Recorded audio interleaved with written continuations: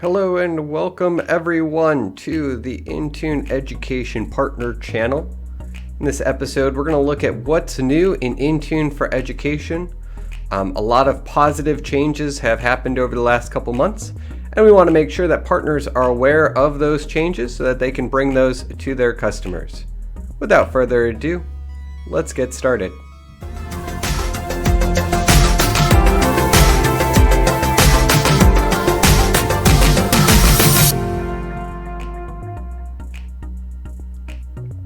So every quarter, we produce a What's New in Intune for Education update. This update document will be linked in the bottom of this video. But inside of this document, we try to expose what the latest updates are for education IT administrators. Some of the big changes for spring 2020 is the streamlined deployment of the Microsoft Edge browser. What that looks like if we go into the Intune for Education dashboard. Here I'm going to intuneeducation.portal.azure.com. And once I'm in there, I'm going to go to Groups, select my partner group, Apps, Edit Apps, and now I automatically see under Desktop Apps the ability to push the new version of Edge.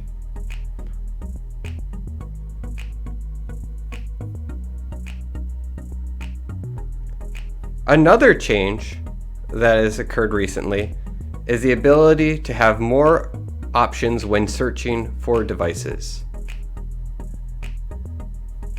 So in here, when we go to the devices page,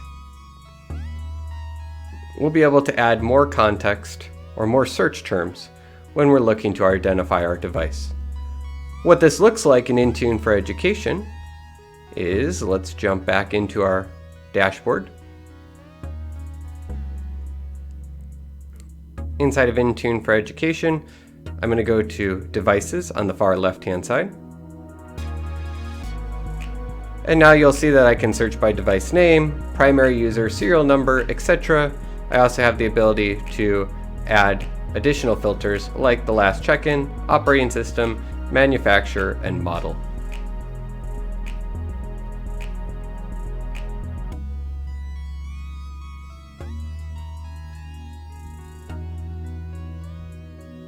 We've also added the ability to perform bulk actions. So now up to 2,000 devices at a time, once selected, you can force them to sync, restart, rename, autopilot reset, factory reset, or bulk delete the device. Let's take a look in the Intune for Education dashboard to see exactly what that looks like.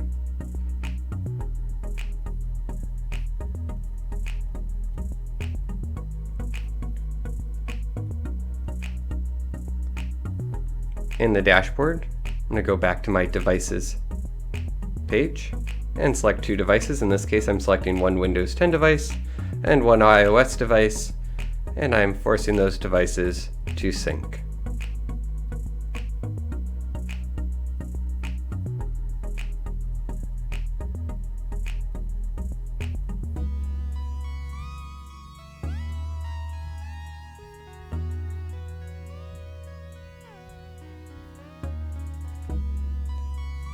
We have also added the ability to block app removal on iOS devices.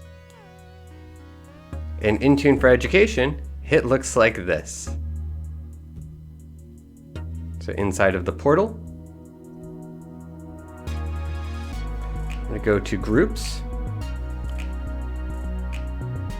Inside of Groups, I'm going to drill into the Partner group.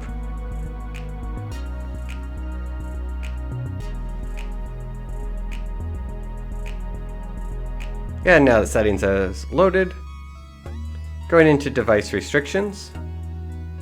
Inside of device restrictions, you'll see that I have the ability now to block app removal. I can turn that on. If I do turn it on, save. If I don't want to save, we'll discard the changes.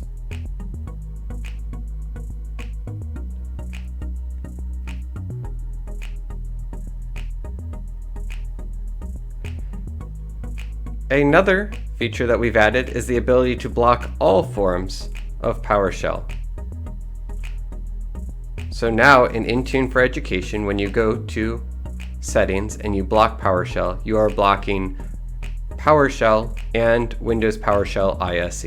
We'll take a look inside of the dashboard of what that looks like. Back in our Intune for Education dashboard, we'll scroll up to where the Windows device settings are, still in our partner group, Windows device settings, applications, expand that, and when I select block access to administrative apps, I'll now see that when I block Windows PowerShell, it's blocking PowerShell and PowerShell ISE.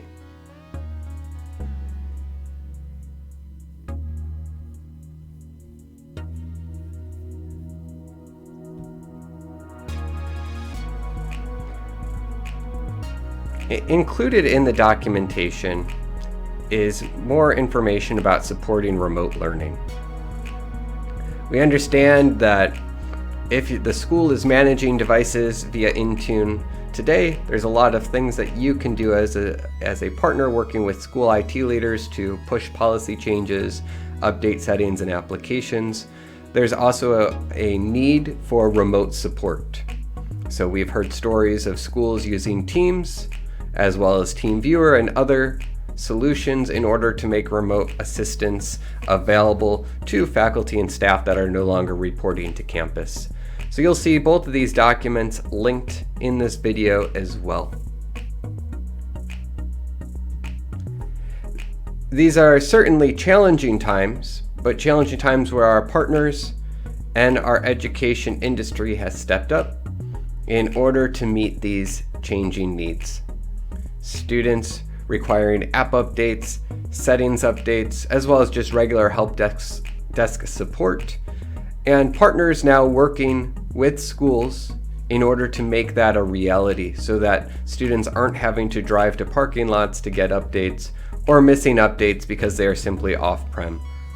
So thank you to all of our partners who are working very hard to make this happen for our customers, for our students, for our teachers, as they navigate these different times.